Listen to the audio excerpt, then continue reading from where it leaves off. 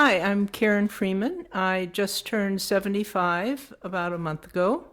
I was born in Chicago, Illinois, and currently live in College Station with my husband and around the corner from our daughter and her family, which includes 4 grandchildren. Yes, So, very busy house over there that you get yes, to see often and be a part of, yes, yes. which is so cool. One, happy birthday. I know Thank we you. worked out on your birthday. So Yep. 75 years old, doing CrossFit. I mean, this is kind of what I would say is my dream, is to be you and be going to the gym and working out as hard as you do at 75 years old. So I kind of want to go back in time and kind of say, where did it start? When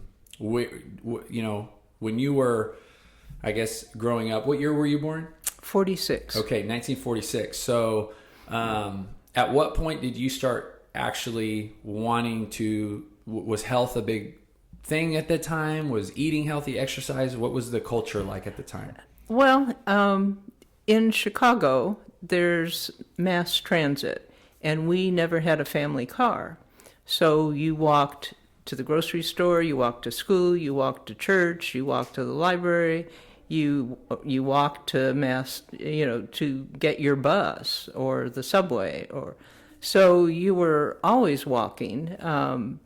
You were outside. People joke about it, but you go outside and you come in when it's dark to eat. But you're always riding your bike or roller skating or ice skating or outside, not inside. Activity was just a way of life. Right. There was not, when you say mass transit, is it just buses? Is that kind of what you're speaking Right. about? Mm-hmm. So everybody didn't have a car like today. Right. Right. Wow. And so for you, even if it's cold, like it would, Oh, right. Because Chicago gets really cold and Right. snowy, And snowy. Yeah. and you would still go out and play and Oh, yeah. or walk wherever you needed to go. Right. That idea for people, I think, we reference that sometimes in different conversations, but like walking to the grocery store for people is like, what? Right. And in Europe, that's kind of standard. You walk all over. Mm-hmm. You visit Europe and you go to the little grocery store. You don't go to the big grocery Yeah. store. So at what age did you play sports growing up? Did dance, did ballet and tap and, that sort of thing. Not until high school. I played volleyball in high school. Okay. And was there any kind of fitness associated with the sport? No. Not really. There wasn't an emphasis on it. No. So at what point in your life would you say that there became this emphasis on exercise?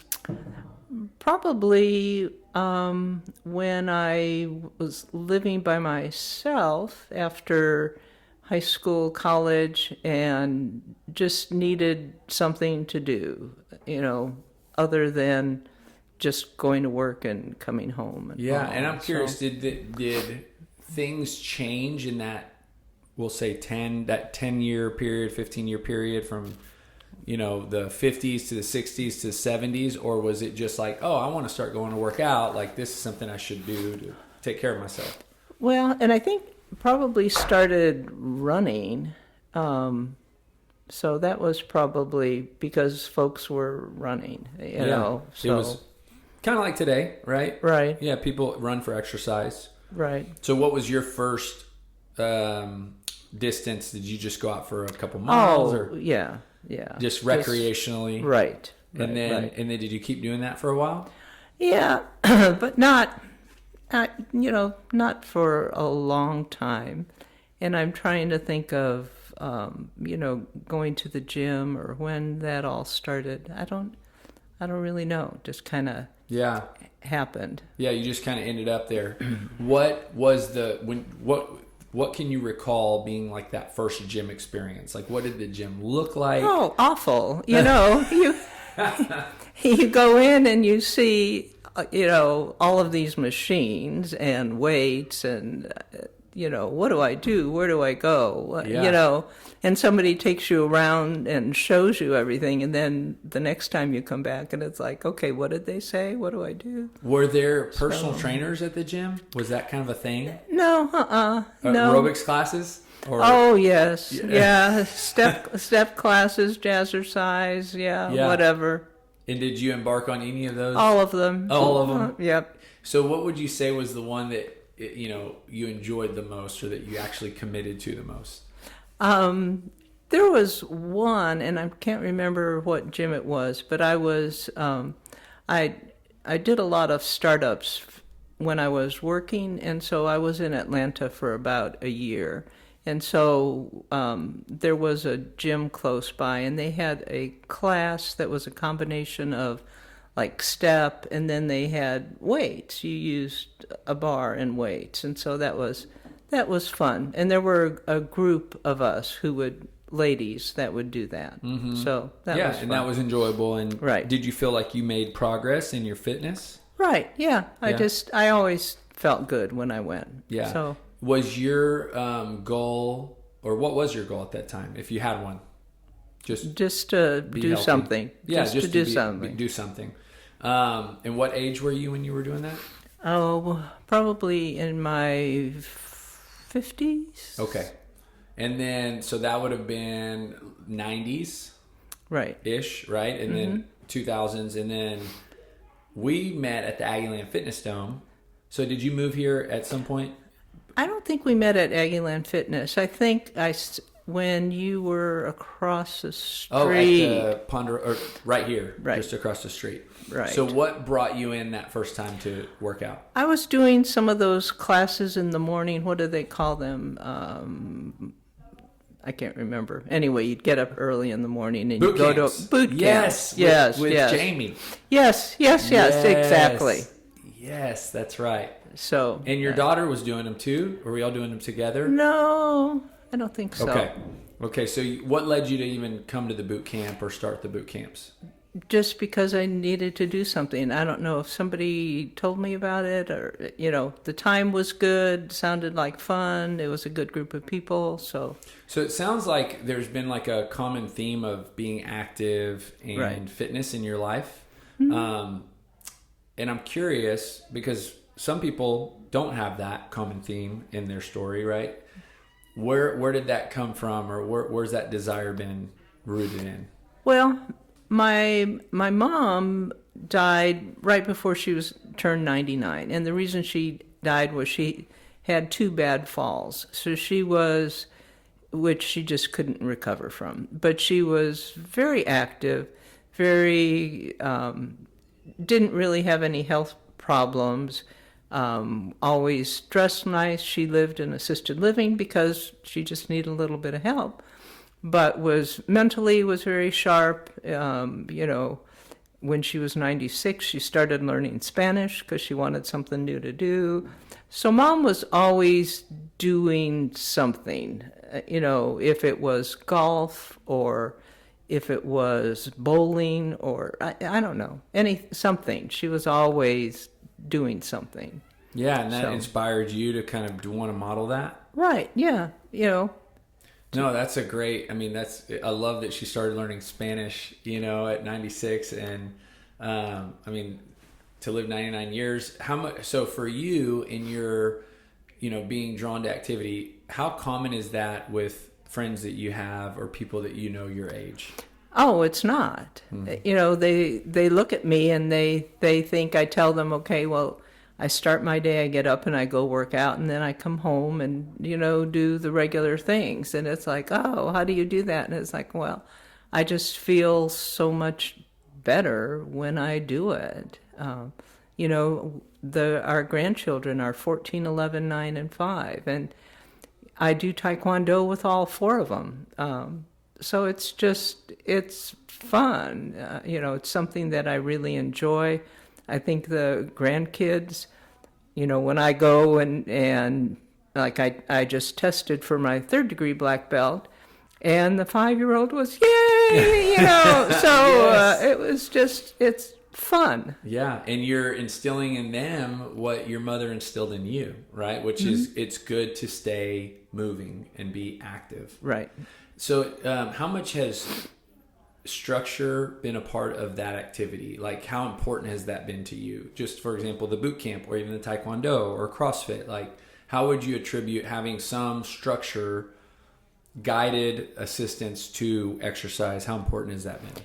Oh, it is, and I tell myself, well, I could just work out at home. Well, I wouldn't, and I didn't, and I don't, So I need somebody to help me so that I'm doing things right, and I don't want to injure myself. I don't want to do something so that I can't do anything for a couple of months. So to me, it's important to make sure that I don't injure myself.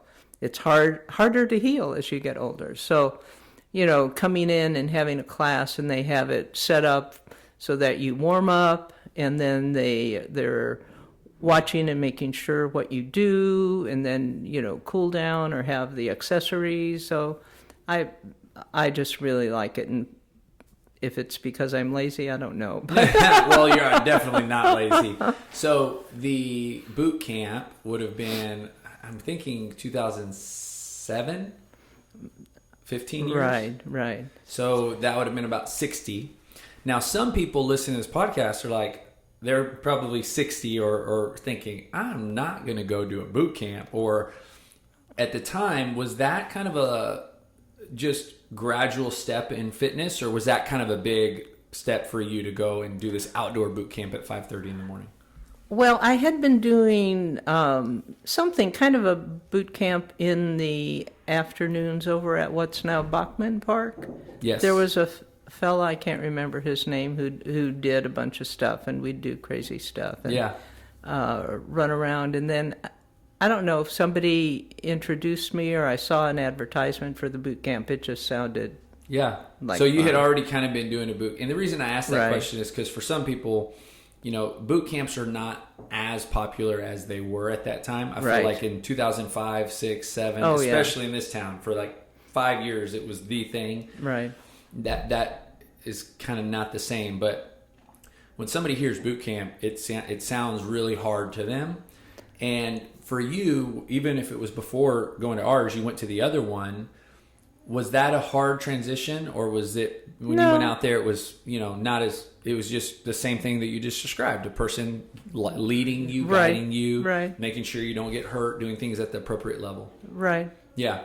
So describe to me that boot camp with Jamie. So it was 5:30 in the morning, right, at Edelweiss Park, right? Right. Yes. Yes.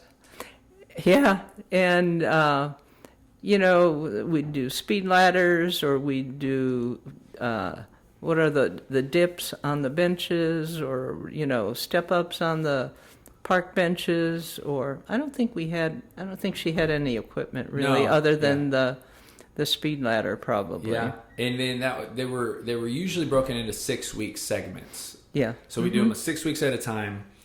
You obviously enjoyed them, so you continued doing them. And then at what point did you transition into what at the time was the studio across the street? Right. Well, Jamie, they moved, didn't they? And one of the other trainers from here took over the boot camps. Correct. And just mentioned CrossFit, and it's like, so I started looking into that, and it's like, well, it sounds crazy. I don't know. So anyway. Yeah. We had, I don't know if maybe you probably do, but Mary Perry. No. And she had married, but she had helped out with the boot camps. And then Doug, who was the one that originally kind of took the CrossFit lead when we started doing CrossFit in 2008. Doug and then Doug and Mary were dating. And then they eventually got married, and they're still married today. But when we came back to the gym or to the studio across the street, Doug was the one that kind of started leading the CrossFit classes in the morning. Okay. So we only had, at the time this is kind of anybody who's listening. Now we have 8 classes a day, and CrossFit is a big part of what we do. But at the time, I didn't think CrossFit was going to be the main class that people wanted. So we had spin class. We had kind of a yoga class. We did kind of a full body, total body pump class. And then we had a CrossFit class. And we had all these different classes. And CrossFit was Monday, Wednesday, Friday at 6 a.m. Right. And Tuesday, Thursday at 4:30 p.m. And that was it. And we did that for the better part of like a year. Or through till 2009 when we moved across the street. of HEB on Texas and Holloman. And that was when I asked Darren, I said, hey, I really need somebody to kind of take the lead on this CrossFit thing, and we're going to move it to this other location. Can you do it? And so that's when we moved across the street to HEB and opened the second location. But you had started when we were here. Right. Well, I did my on-ramp at the HEB. Okay, one. Texas and Holloman. Yep. How was that experience? Oh, it was intimidating. It was like, oh my goodness gracious. Yeah. What is all this stuff? I remember the first time rowing, it's like, I'm going to fall off this thing. This is no way. And it was all very different from boot camp. That's right. Yes. Could you describe that a little bit? Because I think sometimes when people are doing like a boot camp and they think, even today, oh, it's just like CrossFit. But it's really not. No. How are they different? How would you describe the boot camp you did with Jamie and with the other gentleman? Right. Yeah, looser. I don't know, less structured. So the movements were pretty different. To me, the movements in CrossFit have a purpose. So, there's a way to do them rather than just whatever you want to do. How was that learning curve? Because I love that you're sitting here so many years ahead of the first day, but we're remembering back. I mean, just thinking the first time you got a barbell and did a hang clean or... I just remember how long did it take before it sunk in as to, okay, what does a hang clean mean versus a power clean? It's like, oh my goodness gracious. So all of these terms. It's almost like probably your mom learning Spanish at 96. You're learning a whole new language with exercise. Right. Oh, different definitely. From anything you'd ever done before. Right. So what did you love or like about it? What was it that kept you wanting it? Because you're still doing it. I mean, we're talking almost 15 years. Right. The variety of movement. So, sometimes you do the same workout. We do Murph every year and what's the other, Filthy 50 and, some of the regular ones. But other than that, they're just all so different. So you enjoy the variety. Yep. What would you say has been some of the most beneficial physically components of CrossFit for you that you've seen from 60 to 75? Oh, well, just my general strength and well-being. My husband has Parkinson's, and so as his Parkinson's progresses, he falls. So to get a 200-pound man up off the floor, well, that's hard. So I can do that. I can help him. Now, depending on the position that he's in, sometimes he can help himself more, but I can do that.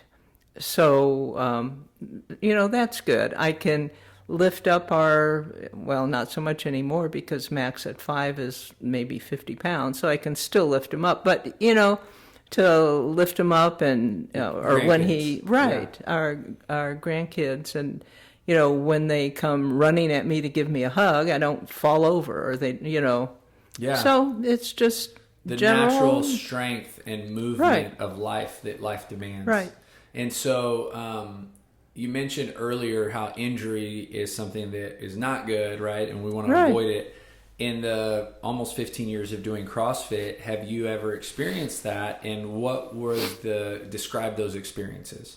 Oh, I did. One time I was doing a back squat with somebody that I hadn't done back squats with before, and wasn't that aware of my ability and weight, and put more weight on the bar, and so got hurt and got laid up for a little bit. So anyway, so that helped me to, be more aware of the weights and How old were you at that time? Probably in my 60s. So, okay. Yeah, and that's important because I think we, and I say we because I'm included in this, as we'll call it athletes, right? CrossFit athletes, members. We mature in our understanding of our bodies. That's Right. kind of what you just told me. Is Right. said, you were obviously training with somebody or a coach maybe who wasn't aware, and sometimes you know more than the coaches about you. Right. And when you have somebody who's been in CrossFit for, we'll call it, really over 5+ years, that person probably knows more about themselves than a new coach would ever know. A new coach can, yes, guide you through movement, and a good coach asks questions and Right. make sure that we can, this shouldn't hurt you. But I think that as we evolve in CrossFit, we learn so much about ourselves. What else have you learned kind of going in, like, let's just say today we had front squats programmed, and you were on the bike, and kind of give us an idea of like what goes through Karen's brain when she sees the workout, and how is she going to get a great workout but also not get hurt. Right. And I've had a knee replacement and still have issues, and had several surgeries after the knee replacement, so I have limited mobility in one knee, and then the other one, is just old. So what can I say? And so anyway, have been squatting to a box, which really helps. So it's like, okay, how much weight do I put on? How am I feeling today? What do I have to do tonight? Like, I have Taekwondo tonight for 2.5 hours. So, okay, I don't need to, I can't kill myself because I have other things to do today. So, just look at the workout and see how I'm feeling. And So I love that. That's a great answer. And my hope here is that somebody listening can kind of, for a second, just kind of get a perspective from someone who's been doing CrossFit a really, really long time, and understand like how to define winning in the gym. Because I would think, and I'm just going to say this kind of assuming that you're not defining winning by how much weight you're lifting. You're not defining winning by your time on a workout, right? And I think that in the early part of CrossFit, for a lot of people, and personality probably has a lot to do with it, they get caught up in some of those things. So how can you speak to that? Like, what do you define winning by, and how do you sustain this consistency? well, and having gone through, I was talking to somebody yesterday after one of the workouts, and it's like, yeah, we were getting ready to do the workout, and it's like, okay, and I can't even remember yesterday's workout, but it's like, The row, 750-meter row for 5 sets. oh, yeah, that was awful. The last one was bad. But, how hard do you push? Because, and I know the first one, I went out way too fast on the first time, and it was like, oh, okay. By the time that you get, and I was on the bike, so it was 1,500 meters. So, by the time you get to 1,500, to 1,000 meters, it's like, oh my goodness. So, really slowing down. So, how hard do you do so that you can function the rest of the day? You get caught up in the moment, and so you go and you go and you go, and then you go home and you can't walk for the rest of the day. So you just have to be aware of your body and do what is reasonable. Not No. You said what you just said. I can say it in a different way, but it's hopefully to repeat it in a way that people listening can understand. Is crushing yourself here is not always the right thing, right? Oh no! But sometimes that's what people think. That's what we're supposed to do. And if you come up here and you give 1,000%, you go home, you have nothing left for anything else. That's not really effective, Right? So having what you're saying is, like having an idea of what intensity should be for you, right? That intensity for every person should look differently. And the CrossFit Level 1 talks about intensity, and it's not just about intensity every single day you come in, because what you're saying is you can still get a great workout and not lay on the ground and feel like you gave everything you had. That ultimately the over intensity should be your consistency in the gym. Right. Because if you coming and laying on the ground and being done isn't going to bring you back tomorrow or the next day, it's not good. It's not worth it. Yeah. What would you say over the all these years? Because you're very consistent. I mean, you come every day. Yes. Yeah, and you Saturdays too. I mean, right. you're here 6 days a week. Right. What would you say? Is this a part of it? What you just said, kind of like moderating intensity. Mm-hmm. What are some other things that have drawn you back in? It could be discipline and willpower, but kind of share some of that. Oh, I just feel better when I come and I work out on a consistent basis. And my husband will tell you that I'm a much nicer person when I come on a regular basis and work out. So. And has it always been like that? I think since we've retired and we spend more time together, we're just more aware. And how old were you when you retired? 65. Okay, so you worked out pretty regularly before that. Oh, yeah. And so what time was your early morning was your prime 6 time? o'clock. Right. 6 a.m. Mm-hmm. And then you transitioned to 8, or has it just been always in the morning? It's always been in the morning, and it's really funny because it hasn't been too long since I started the 8 o'clock class. One day I woke up and it's like, why am I getting up at 5 o'clock? I'm retired. I don't need to do this. So I can sleep in. Yeah. And now you've built such a strong habit that it's, like you said, I start my day with a workout. Right. So over the years, you've talked about like Filthy 50 and Murph, and what would you say are some of those workouts that you would call you love to hate them, or any particular movements? Or is it the bear complex? Oh, the bear, yes. Oh, with that's the bar. awful. Yes, yeah. And I think one time we did that, and there was running in between. Yeah. And that was awful. And next week we have what is kind of like the bear with dumbbells, which is the man makers. Oh. Which are very, like, they're kind of that exhausting. Right. But the bear complex is very hard. And you've done Murph multiple years yes. now. Mm-hmm. So when you do Murph, what is your kind of, how do you program it? What is you're on the bike? No, I've just walked the mile. And right. then do you do ring rows? Mm-hmm. And then push-ups and squats. Right. 100, 200, 300. Right. And then go back for the other mile. Wow. I mean, I just think that's so great because so many people use age as an excuse. Right, yeah. And so, I mean, that's really awesome, Karen. So let's talk a little bit about nutrition. I mean, have you adjusted that over time? Has that been... Oh, yeah. And never really did. And, early on in Chicago, we had a garden, and so there was always lots of fresh things, and there wasn't a lot of fast food growing up, and so you just ate healthier, I think, and not as much processed food, if any, but I don't remember. It was after I started CrossFit, and I don't know if y'all had a challenge.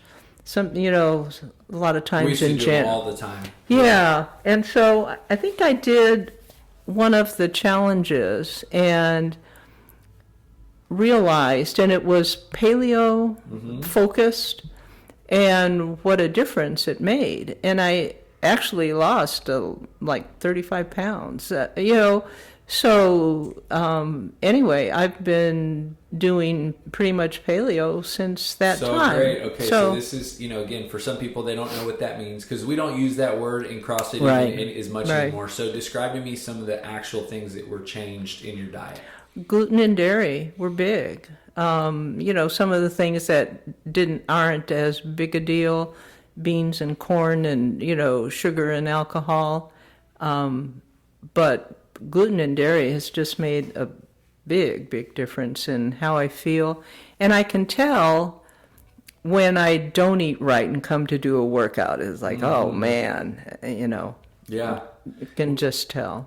35 pounds. I mean, that's so amazing, right? Just from removing some things that your body's not responding very well to. Right. And you obviously maintained that and kept it off and felt better because of it.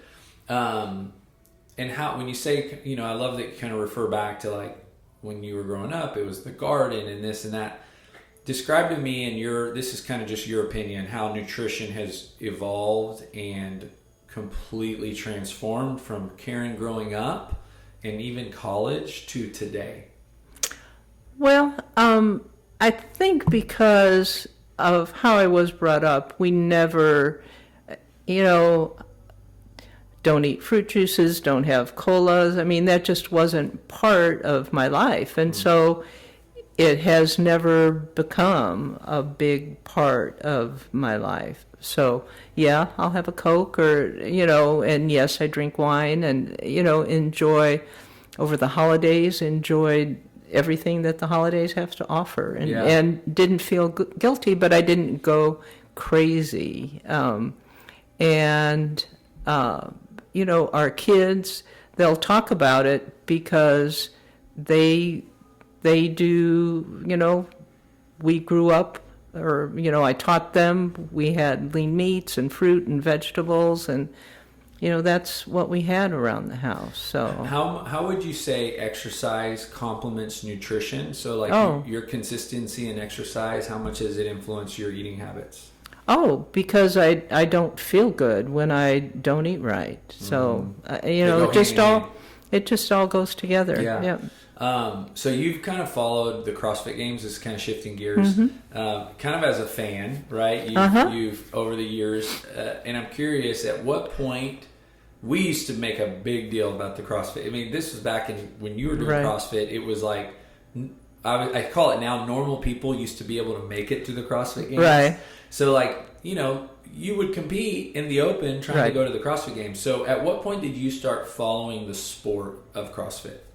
Oh, I don't know. I think it just naturally comes. And depending on what's going on in my life, whether or not I follow it as much as I would like or not as much, so it just... But I think that is a little different today in the normal person getting into CrossFit. I feel like not everybody follows the sport like people used to. Right. And I don't know if it was because it has gotten to be professionalized and further reach from the normal gym member.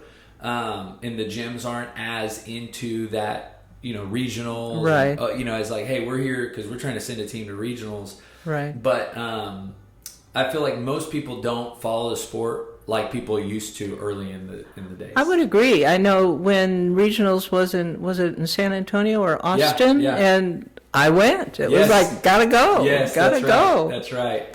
No. So I'm guessing you followed the Masters, or you've seen some of the Masters. Right. What are your thoughts on that? Because I've seen them in front. I've been at the games, and the Masters just blow me away. Oh, yeah. To me, that would be my goal. Yeah. So you want to be in the Masters at the CrossFit Games? But I think they need an over 70 category. Yeah. Start training now for that. That's right. Right. I mean, that's a big difference between 60 and 75. You're absolutely right. You're absolutely right. Yeah. So right now, they go. So it starts at 35 to 39, 40 to 44, 45 to 49, 50 to 54, 55 to 59, and then 60 and up. Yep. And have you ever watched some of those videos? Yes. Yeah. Well, maybe they'll open that division, 75 and up. We'll submit you right away. Thinking through kind of the life of your health and fitness and how it's kind of fit nicely into what I'll call your current season with grandkids. And if somebody's listening, and I'm going to say they're older. I'm not going to say what age that is because they just feel like, it's kind of like your mother learning Spanish at 96. Right. Like some people could easily say, that ship has sailed. I'm done. How could you say something specifically how it's impacted your life that would get that person to think, no, you know what, I can go into a gym, or I can start this fitness journey? What would you tell that person? Just to start, you've got to take that first step, wherever that is. If it's here at BoomFit or Gold's Gym or 24-Hour Fitness or whatever they're called, but take that first step and put it in your schedule and commit to it. have a goal. What do you want to do? I know I signed up for the half marathon, the BCS, for next year. Since my knee replacement, I haven't done it. So I've done it in the past. And it's like, okay, so one of my sisters, who's 78, so I got her to sign up with me. So, Awesome. And has she been running, or is this going to be a big change for her? It's going to be a big deal. Okay, great. So, awesome. Yeah. Now, I do want to ask about Taekwondo, because you just said you're a third degree black belt. Mm-hmm. How did that start, and tell me a little bit about that. Oh, crazy. When we lived in Katy, one of our neighbors' children were in Taekwondo, and they wanted to quit, and she didn't want them to quit. And so she said, well, I'll do it with you, but she didn't want to do it by herself. So she asked me to do it, and it was like, sure, I'll do that with you. So anyway, so Marilyn and I started, and her children never came back. But we started, and we got our first degree black belts. And then I continued on, but then we moved here to College Station, and as Bailey, our oldest grandchild, was growing up, she would see all my belts in the closet, and it's like, what are those? What are those? And we'd talk about them. And I told her, I said, if you ever want to do it, I'll do it with you. So when she was in kindergarten, one of her friends had a party at the Palmasanos Taekwondo, and she really enjoyed it, and she wanted to do it. So anyway, I started back, and she's a third degree as well. And so at Taekwondo, is it similar to like CrossFit, where you just kind of modify things, or is it just all to one standard? Well, yes and no. We have forms. There are things that you need to do. And so if it's a jump front kick, my jump front kick is not as high, or, I don't jump as high as somebody else, but it's a jump front kick. So you come CrossFit at 8 o'clock, and then when do you go do Taekwondo? Tonight I start at 5:30. And how many days a week? 3 or 4. 3 or 4 days a week. And your grandkids are there? Mm-hmm. Wow. Mm-hmm. So you literally start your day and you end your day with some kind of activity. Mm-hmm. That's a perfect segue to the last question, which is, the title of the podcast is Building Better People. And the core belief there is, and the reason for that title is, the purpose of the gym is that we believe when people are exercising, when they're starting their day with a workout or ending their day with a workout, or both, that they're becoming a better version of themselves. And that's the thing that wakes us up every day, that makes us so excited to come here and coach people and welcome new people as they come to the gym. So how has exercise and being consistent with it made you a better Karen? Well, I think that I can live my life. I can do my daily activities. I can, I'm not a couch potato, or, I can do things. Yeah, you can do. What I love one time is I watched a CrossFit video, and it's, and they use CrossFit as the kind of example, but fitness allows you to express your life the way that you would want to express it. You're not limited by not being able to go do a half marathon next year. Right. Because the idea is so intimidating. Well, Karen, this is so awesome. This is going to be a great episode. I can't wait to get it out. Thank you so much. Thank you. Yeah.